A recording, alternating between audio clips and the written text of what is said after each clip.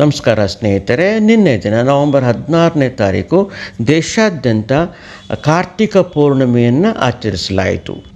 ಕಾರ್ತಿಕ ಪೌರ್ಣಮಿಯನ್ನು ತ್ರಿಪುರಾರಿ ಪೌರ್ಣಮಿ ಅಥವಾ ದೇವ ದೀಪಾವಳಿ ಎಂದು ಕರೆಯುತ್ತಾರೆ. ಇದು ದೇವರ ದೀಪಗಳ ಹಬ್ಬವಾಗಿದೆ. ಕಾರ್ತಿಕ ದೀಪವಂ ಅಥವಾ ಕಾರ್ತಿಕ ದೀಪೋತ್ಸವ ದಕ್ಷಿಣ ಭಾರತ ಮತ್ತು ಶ್ರೀಲಂಕಾದ ವಿಭಿನ್ನ ಭಾಗಗಳಲ್ಲಿ ಇದನ್ನು ಆಚರಿಸ್ತಾರೆ. ವೈಷ್ಣವ ಸಂಪ್ರದಾಯದಲ್ಲಿ ರಾಧಾ ಮತ್ತು ಕೃಷ್ಣ ಇಬ್ಬರ ಪೂಜೆಗೆ ಈ ದಿನವನ್ನು ಮಹತ್ವವಾದ ದಿನ ಅಂತ ಪರಿಗಣಿಸಲಾಗುತ್ತೆ. ಇದೊಂದು ವಿಶೇಷವಾದ ದಿನವಾಗಿದೆ.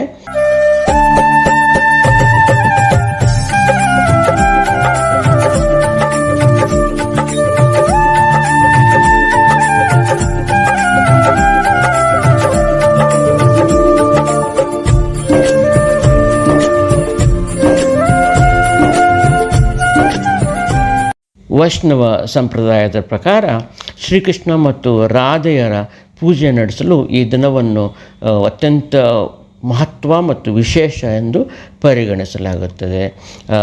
ವೈಷ್ಣವ ಸಂಪ್ರದಾಯದಲ್ಲಿ ಶ್ರೀಕೃಷ್ಣ ತನ್ನ ಗೋಪಿಯರೊಂದಿಗೆ ರಾಸಲೀಲೆ ಈ ದಿನದಂದು ಮಾಡಿದ್ರು ಅನ್ನೋ ಒಂದು ನಂಬಿಕೆ ಎಲ್ಲರಿಗೂ ಇದೆ. ಪುರಿಯ ಜಗನ್ನಾಥ ದೇವಸ್ಥಾನ ಮತ್ತು ಅನೇಕ ದೇವಸ್ಥಾನಗಳಲ್ಲಿ ಈ ದಿನದಂದು ದೇವ ದೀಪಾವಳಿ ಎಂದು ಲಕ್ಷಾಂತರ ದೀಪಗಳನ್ನು ಹಚ್ಚಿ ಒಂದು ಪೂಜೆಯನ್ನು ಮಾಡ್ತಾರೆ.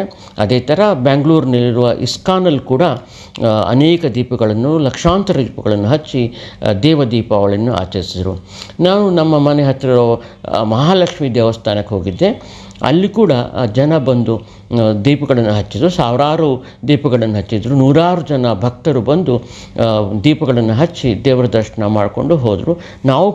ನಾವು ದೀಪಗಳನ್ನು ತಗೊಂಡು ಹೋಗಿ ದೀಪಗಳನ್ನ ಹಚ್ಚಿ ದೇವಸ್ಥಾನಕ್ಕೆ ಹೋಗಿ ದೇವರ ಆಶೀರ್ವಾದ ಪಡ್ಕೊಂಡು ಹೋಗಿದ್ವಿ. ಇದ್ರ ಬಗ್ಗೆ ಒಂದು ಚಿಕ್ಕ ವಿಡಿಯೋವನ್ನು ಮಾಡಿದ್ದೀನಿ, ದಯವಿಟ್ಟು ನೋಡಿ.